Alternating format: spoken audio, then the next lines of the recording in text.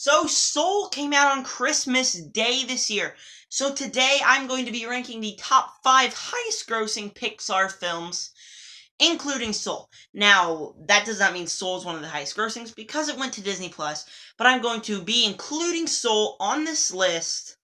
So, there will be 6 movies I will be ranking. Also, tomorrow or someday this week, I'm going to be doing the same thing for Wonder Woman 1984. I watched that last night. I'm still going to give you guys my review tomorrow, hopefully. But yes, so today I am ranking all of the top 5 plus Soul Pixar highest grossing films. Hello everybody, my name is Zachary Movie Chat. That intro before my actual intro has been really long. Make sure to go down below and subscribe. Hit the bell for good measure. Comment, what is your ranking of either all the Pixar movies or what I'm doing here?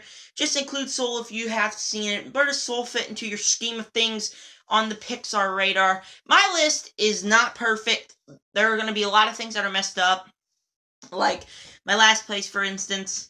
But please, tell me what your list is. And yes, thank you guys for clicking on this video. And here we go into my ranking. Coming in 6th place is Toy Story 4. I did not like this film very much. Okay, I was hyping up this film a lot. I don't know why I felt very disappointed by this film. It's probably because it was kind of a rehash of all the other ones. A toy gets lost. You gotta go get the toy while going through a bunch of mayhem and ridiculousness, and I did not like it very much. There's not very many redeeming qualities about this film. It kind of felt drab. I mean, I really liked Woody's ending in this one, but overall this film was a very big disappointment. Next time, if you want to make a Toy Story 5, remember, bigger is not better. This film takes up, like, all of that we had in the Toy Story premises, goes up to 11, and it's not very good. Now, I hate to hate movies. I really enjoy the Toy Story franchise. This was really, really disappointing to me. Sure, we got to meet Bo Peep again, and Woody's story was amazing how it finale'd. But overall, Toy Story 4 was very, very disappointing. Coming in 5th place, though, is going to be Coco. Yeah, I've never actually seen this movie from beginning to end without any friends. I think it's fine. It's okay. It's not a great Pixar film. It doesn't have a lot of emotions. It's more about the land of the dead. It has some good songs, some solid twists. I do like the twists. Those are probably the best part for me, these twists. It's really, really nice part of the film. The songs are pretty good as well. The characters are a nice addition. The character doesn't feel annoying. Like, it has a good thing. The family dynamic is also pretty nice. Everybody hates music, and as we go farther into the film, we learn why. This is just a pretty nice Pixar film. I don't love it, but it's not particularly bad either. Like I said, though, I don't really have any real negatives. I can't really give you my full thoughts on this film because I have never seen the film fully. But what I have seen, I think it's a pretty decent film. Coming in 4th place, is Soul. Soul, the newest one. It's okay. I liked it. I didn't resonate with a bunch of the emotions until the last 20 minutes. The last 20 minutes were probably my most negative part. Like, the last 20 minutes, because, spoiler alert, the film has been out for a while, so if you haven't seen it, go skip to the next part. I will display the time on my screen. Bam! But yeah, spoilers, the last 20 minutes when 22 gets turned into a lost soul and all that, I didn't really feel like that was necessary, because it's like, he gets home, he plays, he sees all the things, he goes back, he helps her, he's almost gonna die, and then he comes back alive, and then the movie's over. It just happens in 20 minutes, and it's not a very good ending. Sure, the emotions, they did resonate very well with me. I really liked the emotions. I almost cried. Did not cry. I laughed a lot more than I cried. But yeah, this film is just a nice adventure. Sure, the first 10 minutes as well I didn't like, because it's like he gets the gig and then he falls in pothole and we're already starting 10 minutes. I mean, we didn't really get to meet our characters, but as we go along with the movie, we do get some nice nice characters in the film.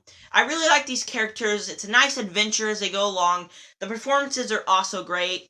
It's just not a perfect movie like I was expecting, but it's a pretty darn enjoyable one. It's not one of Pixar's best. I really enjoy it, though.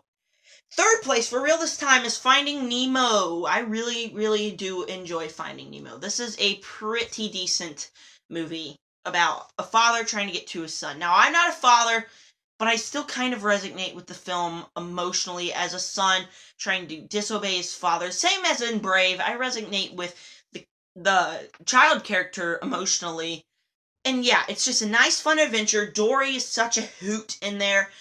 They have a nice chemistry. The little mini adventure with Nemo, that's pretty good as well. It's all just an enjoyable little fun adventure for these characters. I don't really have any negatives here.